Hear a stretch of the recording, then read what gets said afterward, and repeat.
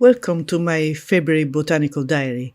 This month I've decided to study a violet plant, which is called Viola odorata with its Latin name, because they grow everywhere in my garden and I always wanted to paint a little violet composition.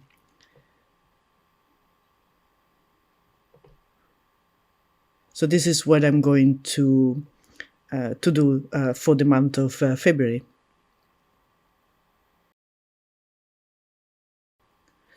So to start with, I always have a look at my color recipe book.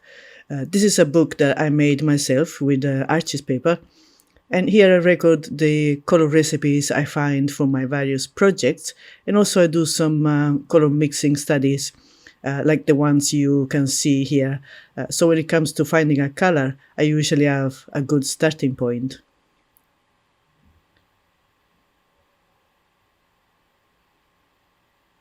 So just check all the different violets that I have.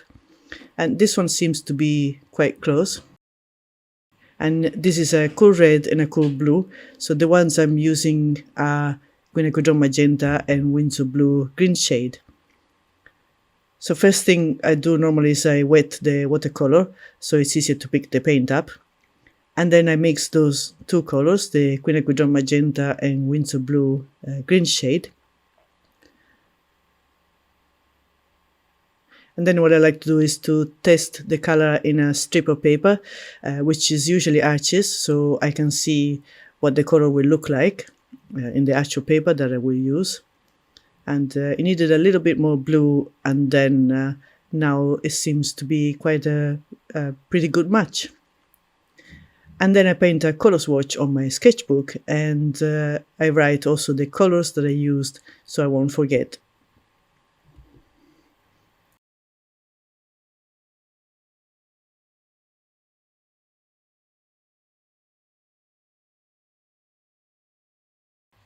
And I usually do a watered down swatch as well, just to see what the color look like when it's watered down.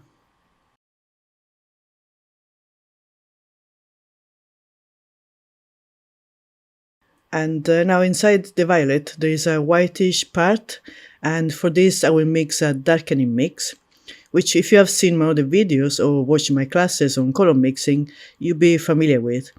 And if you haven't, then this is a mix of Winsor blue green shade, quinacridone magenta and lemon yellow from Daniel Smith. And here are my different darkening mixes. So there are cool and warm ones. This is the one I'm going to use for this project. And with this you obtain a gray-black color, and you can use it diluted to paint white areas. But I also use this mix to darken some of my other color mixes. So in this case, I will use it with the green as well, and I will use it with the violet just to obtain a darker sort of shade of that color.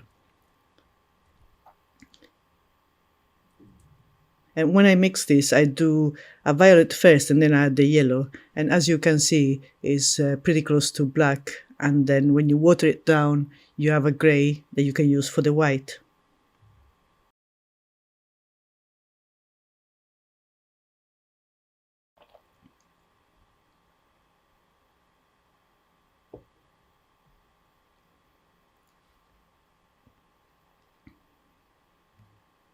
And again, I write down the colors that I use.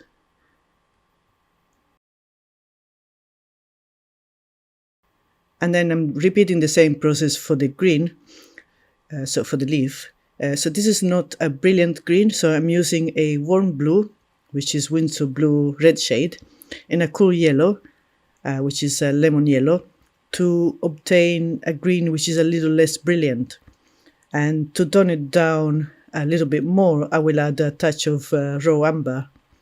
So if you want to know more about color mixing and how to mix cool and warm colors, I do have classes on Gumroad and Skillshare exactly on color mixing. So it's classes on mixing brilliant colors, and then there's a class on mixing the neutral colors as well. So again, I do swatches, I check it against the color, and then I would take a color swatch on my sketchbook. Because the little strips of paper have a tendency to just disappear. So always write down your notes and your color swatches on your sketchbook.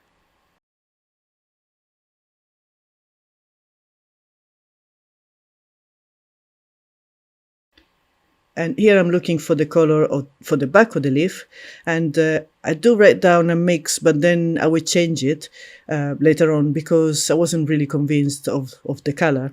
But I just wanted to show you that you might need to try more than one mix to get it right. You don't always get it right the first time around. So keep looking at your subject and keep checking if you're not completely convinced, because sometimes when the color dries as well, it will change a little bit.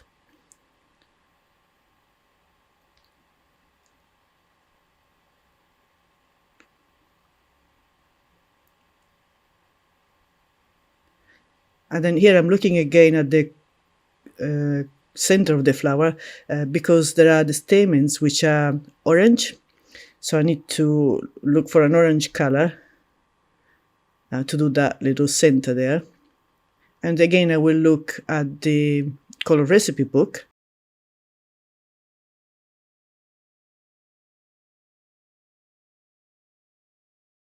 And I will mix a warm red and a cool yellow. So I have Windsor Lemon and Quinacridone Red. But if you don't have exactly these colors, you can just look for a cool yellow and a warm red and mix them and see how you get along.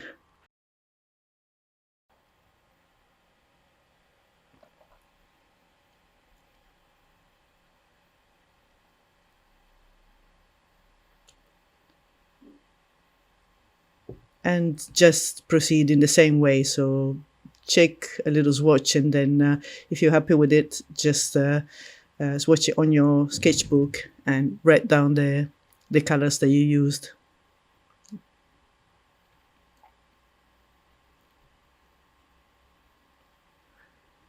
And so, as I was saying before, I'm back to check the color of the back of the leaf because I wasn't convinced by the previous one. So this time I mixed the Winsor Brew green shade, lemon yellow, and I added a touch of quinacridone magenta. And because this green is similar to the stalk of the flower as well, I'm checking that too. So I take lots of swatches, lots of trial and error. More or less, you can have an idea of what colors to mix, but it's always trying. And I added here a little bit of the darkening mix so that it's a little bit more muted, and this I feel like it's a better match. And also when it's a bit more diluted, it's quite good for the flower stem as well.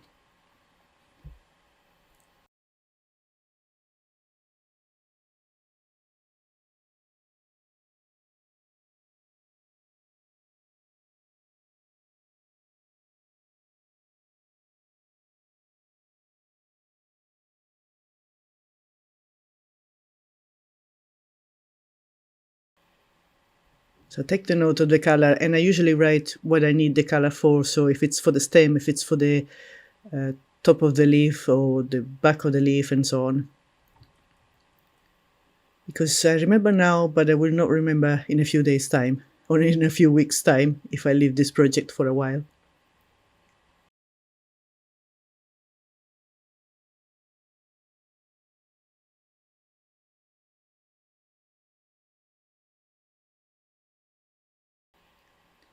So this is the mix where I added a little bit of the darkening mix, and I just crossed the previous color so I don't get confused.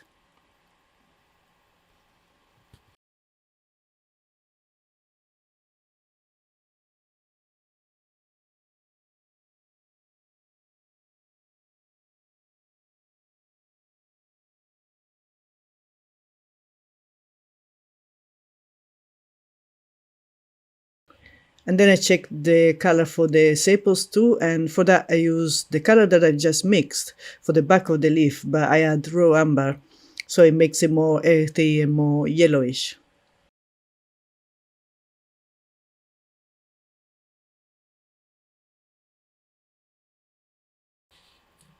Now here I'm making variations for the violet color because I've noticed that there are subtle variations in the color of the petals. So I make a more reddish mix and a more bluish mix, so I add more red or more blue. And then I make a darker mix for the shadows where I add a little bit of the darkening mix. So as you can see, the darkening mix is quite useful for many different things. Quite versatile, I would say. So I take all these different notes as well. And I give letters to my mixes, so it's easier for me to refer to them.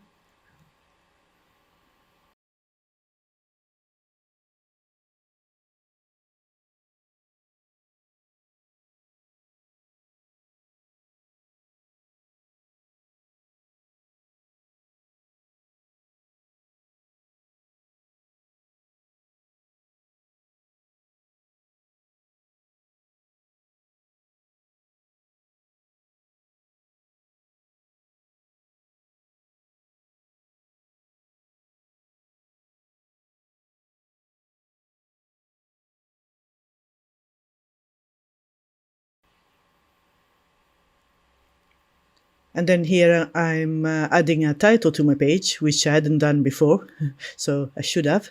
But anyway, I write the Latin name of the plant, and then I write also the common name, and then the family and the genus, just to have all these informations available for me.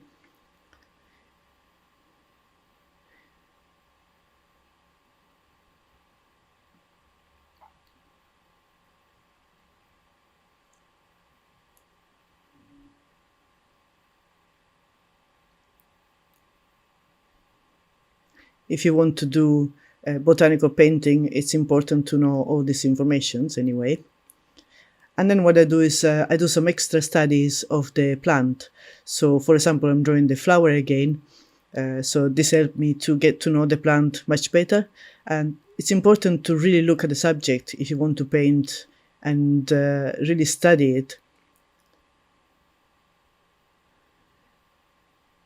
Like I'm doing here, I use magnify lens and I turn it 360 degrees and really look at it and really study it in all the smaller details, because you might not need to to incorporate all the different angles of the flower, but first of all, if you do a botanical painting, you will want to have a flower that is facing you and a flower seen from the back and one seen from the side.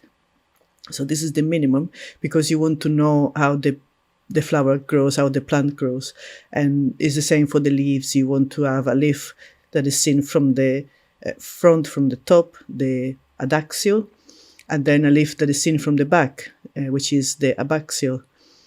And then, it's nice to have a few more just to complete the composition.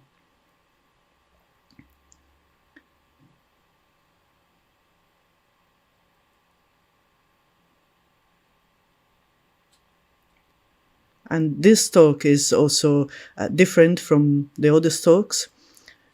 So look at it with a magnifying lens, and I also use I think it's called a jeweler's. Okay, I can't say that. Jeweler's magnifying lens. But the important thing is that you really study, like, up close your subject. So this stalk is not round like the other flowers. It has a different shape. So that's why I'm taking notes for this as well, which could be important when you're actually drawing and painting the plant, because you might depict it as if it was round, but then it's not. So it's important to really check that. Every shape of the stalk and of the petiole, which is the stalk of the leaf, It's called a petiole. And I also like to write a description of the leaves, the petioles, a description of the flowers. So I write things like how many petals, how many sepals. So I take different notes for different parts. If there are hairs on the different parts, so in this case there are some little tiny hairs on the flower stalk, and sometimes, there are little tiny hairs on the leaves as well, and inside, in some of the petals inside the flowers.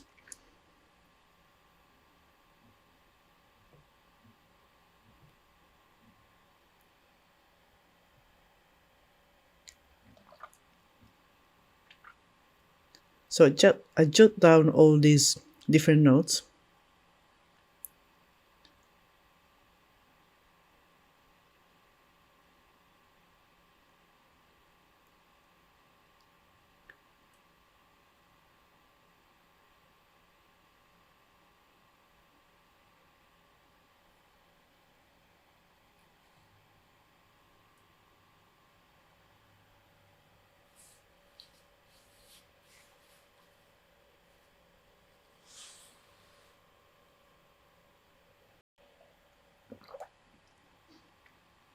And I keep checking the flower with a magnify lens as well.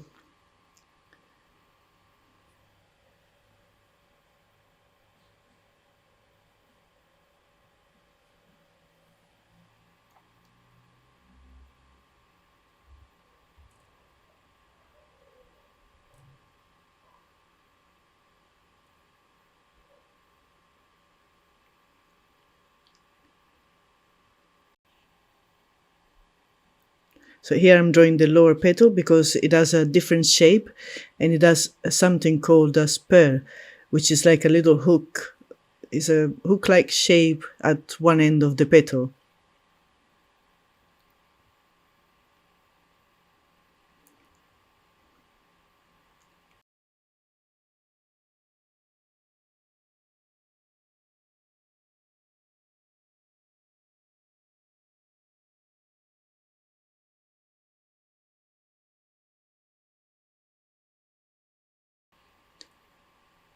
And then I draw the sepals as well, seen from the back.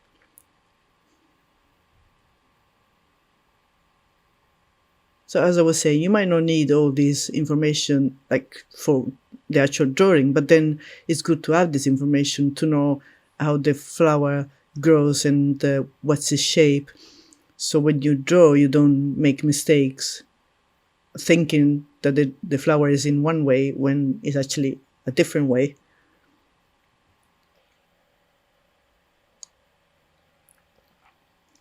And I also like to dissect the flower, always for the same reason, to sort of really study it really, really well.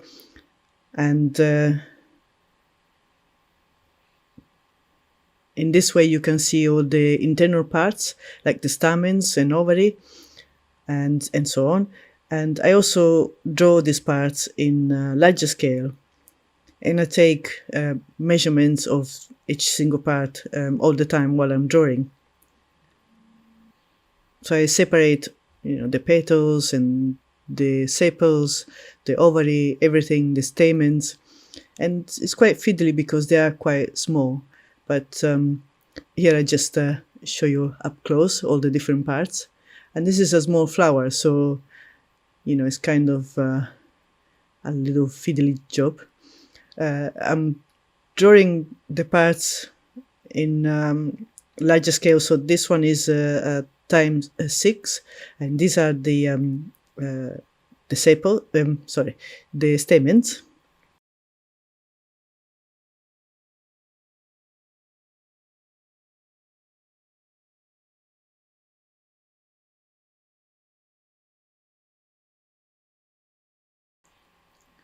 And I keep taking notes of what I see.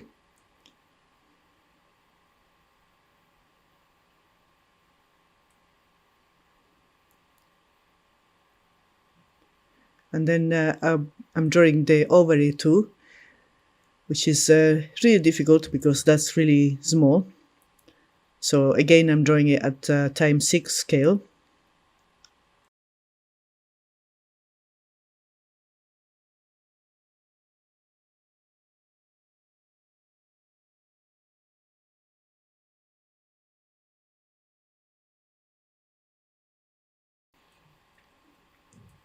And I write the different parts as well of the ovary.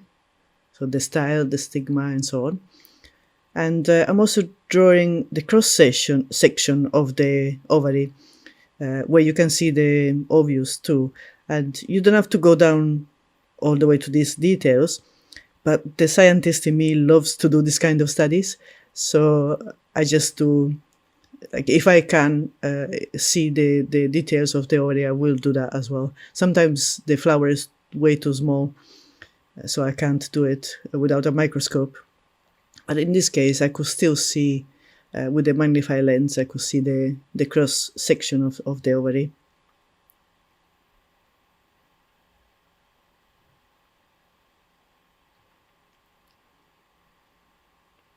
So this is my page. Just take a little bit of the messy bits and show you again.